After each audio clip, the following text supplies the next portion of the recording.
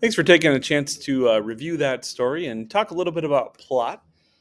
We also want to talk about theme, which is probably also something that's not brand new for you. I know this doesn't say The Monsters Are Due on Maple Street on it, but we will be talking about theme as it relates to that story a little bit here today. But let's learn a little bit about what theme is, or just review it at least.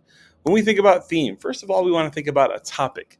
The topic of a literary work is a subject of the work. It's usually expressed as a noun. So, friendship, love, forgiveness. These are topics that we might see in literary works. We want to go just a little beneath the surface of the story, go a little deep to find at least like one or two words what the topic or what the story is about.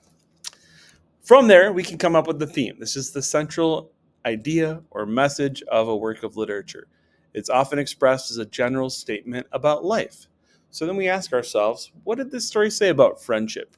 What did the author want us to learn about love or about forgiveness, for example?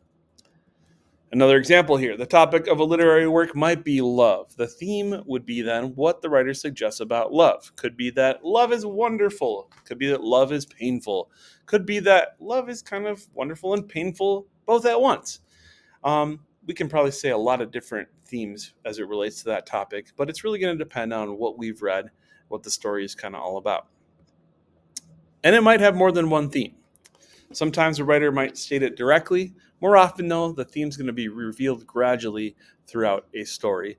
And in short stories, novels, drama, the theme is usually something we look at through character, through setting, and through the plot of the story. We want to look back and think about those elements, and then we can kind of start to tease out a theme. When a theme's not stated directly, a reader will have to infer what the theme might be. And in sophisticated works of literature, like we'll be reading this year, they're not going to come out and say, here's the grand message of the story, here's the theme. We got to do some of that inference work ourselves. And so we're going to do that here today, right now, with a story called The Carrot Seed. I'll read it to you. The Carrot Seed. A little boy planted a carrot seed. His mother said, I'm afraid it won't come up. His father said, I'm afraid it won't come up. His big brother said, it won't come up. Every day, the little boy pulled up the weeds and sprinkled the ground with water. But nothing came up. And nothing came up. Everyone kept saying it wouldn't come up. But he still pulled up the weeds around it every day and sprinkled the ground with water. And then one day, a carrot came up, just as the little boy had known it would. Pretty simple story there, but a story that really doesn't tell us the theme directly. So I want you to think here, just for yourselves and perhaps maybe with a neighbor.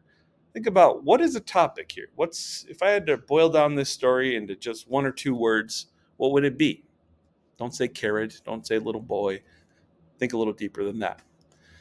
Then we're going to think about what does this author say about this topic? That's where you're going to find your theme. So let's just give you a couple minutes to think about some topics and then see if you can turn those into themes. And we'll have a chance then to perhaps share a couple examples with our guest teacher. All right, thanks.